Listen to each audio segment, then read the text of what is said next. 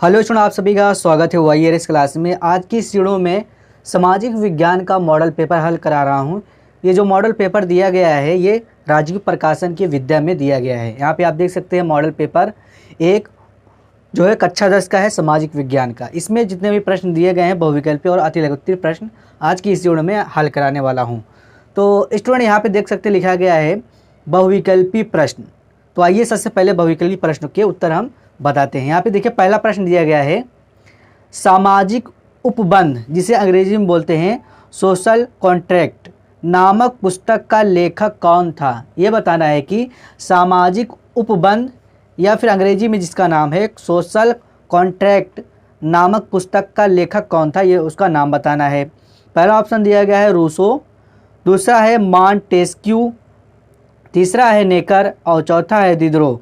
तो स्टूडेंट इसका जो सही उत्तर है वो है ऑप्शन नंबर पहला रूसो।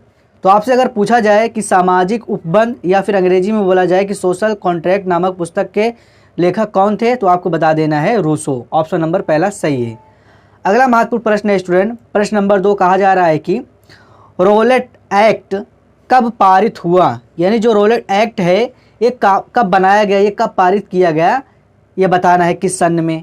पहला है 1918 ईस्वी में, दूसरा है 1919 ईस्वी में, तीसरा है 1920 ईस्वी में और चौथा है 1921 ईस्वी में। तो स्टूडेंट इसका जो सही उत्तर है वो ऑप्शन नंबर दूसरा सही है, 1919 ईस्वी में। यानी जो रोलेट एक्ट था वो कब पारित हुआ था, वो 1919 ईस्वी में पारित किया गया था। अगला महत्वपूर्ण प्रश्न है स्टूडेंट, प्रश्न नंबर 3 कहा जा रहा है कि विश्व व्यापार संगठन, जिसे अंग्रेजी में बोलते हैं WTO शॉर्ट फॉर्म में, अगर आपसे कहा जाए कि विश्व व्यापार संगठन WTO की स्थापना कब की गई, ये बताना है कब की गई। यहाँ पे 4 ऑप्शन दिया गया है। पहला ऑप्शन है 1995 ईस्वी में, दूसरा है 1997 ईस्वी में, तीसरा है 1999 ईस्वी में और चौथा है 2000 ईस्वी में। तो स्टूडेंट इसका जो सही उत्तर है वो ऑप्शन नंबर पहला 1900 जो है विश्व व्यापार संगठन जिसे बोलते हैं WTO की स्थापना किया गया था। अगर आपसे पूछ लिया जाए कि विश्व व्यापार संगठन का स्थापना कब किया गया था, तो आपको बता देना 1995 ईस्वी में। इंपॉर्टेंट क्वेश्चन है, आ सकता है एग्जाम में।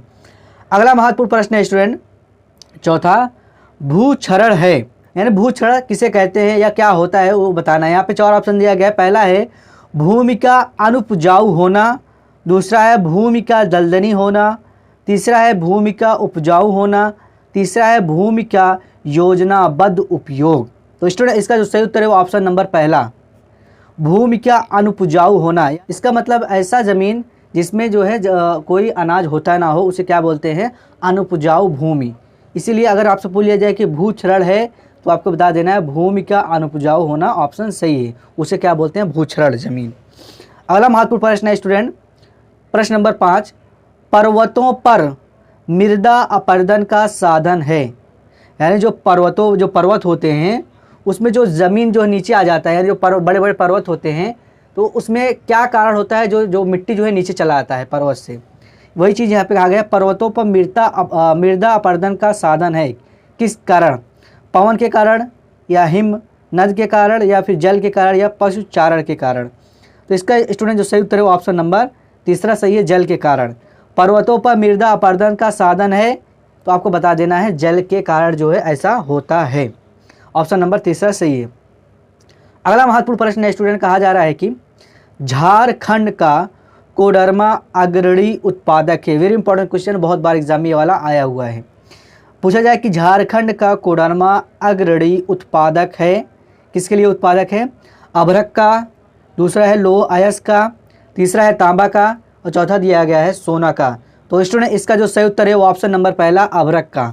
अगर आपसे पूछा जाए कि झारखंड का कोडरमा अग्रणी उत्पादक है किसके लिए, तो आपको बता देना है अभ्रक का। अभ्रक के लिए जो है वो झारखंड कोडरमा अग्रणी उत्पादक है। वेरी इंपॉर्टेंट, ये वाला ज़रूर याद कर लीजिएगा। तो स्टूडेंट हमने आप लोगों को प्रश्न नंबर जो दिया गया है बहुविकल्पी 1, 2, 3 और ये 4 और ये 5 और ये 6 प्रश्न दिए गए थे। इन 6 प्रश्न का हमने उत्तर आप लोगों को बता दिया है। अगर आपके पास जो है विद्या है राजीव प्रकाशन का तो आप जो है निशान लगा लीजिएगा, अगर नहीं है तो आप जो इन सभी प्रश्नों को कॉपी में लिख लीजिएगा और याद कर लीजिएगा, क्योंकि प्रश्न महत्वपूर्ण आ सकता है। अब आ जाते हैं अति लघु उत्तरीय प्रश्न। यहाँ पे देखिएगा अति लघु उत्तरीय प्रश्न दिया गया है। 7वें नंबर पर प्रश्न दिया, कहा जा रहा है कि गांधी इरविन समझौता कब हुआ, इसकी 2 शर्तों का उल्लेख कीजिए। 8वां प्रश्न है नई आर्थिक प्रणाली से क्या तात्पर्य है। और अगला प्रश्न दिया गया है विकास की धारणीयता का क्या अर्थ है। सभी प्रश्न 2-2 नंबर के हैं। तो आइए प्रश्न नंबर 7 का उत्तर जानते हैं। प्रश्न नंबर 7 है कि गांधी इरविन समझौता कब हुआ, इसकी 2 शर्तों का उल्लेख कीजिए। तो आइए इसका उत्तर देखते हैं। तो स्टूडेंट इसका उत्तर हम लिखेंगे, प्रथम गोलमेज सम्मेलन की विफलता के बाद सरकार ने जनवरी 1931 में गांधी जी सहित कांग्रेस के नेताओं को रिहा कर दिया।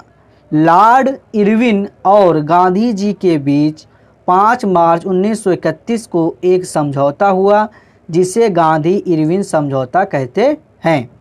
समझौते की 2 शर्तें इस प्रकार हैं। तो 2 समझौता हुआ, यहाँ पर देख सकते हैं प्रश्न कहा है कि इनकी 2 शर्तों का उल्लेख कीजिए। तो यहाँ 2 शर्तें लिखेंगे। नंबर 1 में हम लिखेंगे गांधी जी ने लंदन में होने वाले दूसरे गोलमेज सम्मेलन में भाग लेने पर सहमति प्रकट की। और दूसरे में हम लिखेंगे नंबर 2 में इसके बदले सरकार राजनीतिक कैदियों को रिहा करने पर सहमत हो गई।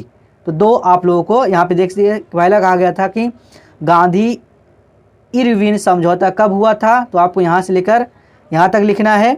उसके बाद कहा गया इनकी 2 शर्तों का उल्लेख कीजिए। तो आपको पहला और दूसरा इस तरह से लिख देना है। इंपॉर्टेंट प्रश्न एग्जाम में आ सकता है, तो ये याद कर लीजिएगा।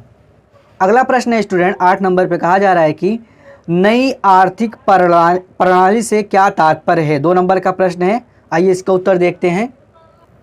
तो स्टूडेंट इसका उत्तर हम इस तरह से लिखेंगे, नई अंतर्राष्ट्रीय व्यवस्था में वह व्यवस्था थी जिसमें विकासशील देश अपने संसाधनों पर सही मायनों में नियंत्रण कर सकें, जिसमें उन्हें विकास के लिए अधिक आर्थिक सहायता प्राप्त हो, कच्चे माल का उचित मूल्य मिले और तैयार माल को विकसित देशों के बाज़ारों में आसानी से पहुंचाना और बेचना संभव हो सके, उसे क्या कहते हैं, नई आर्थिक प्रणाली कहते हैं। तो आप लोग इस तरह से जो यहाँ पे लिखा गया है इसको अच्छे से लिख लेना। अगर आपसे पूछा जाए कि नई आर्थिक प्रणाली से क्या तात्पर्य है, तो आपको यहाँ से लेकर यहाँ तक आपको लिखना होगा।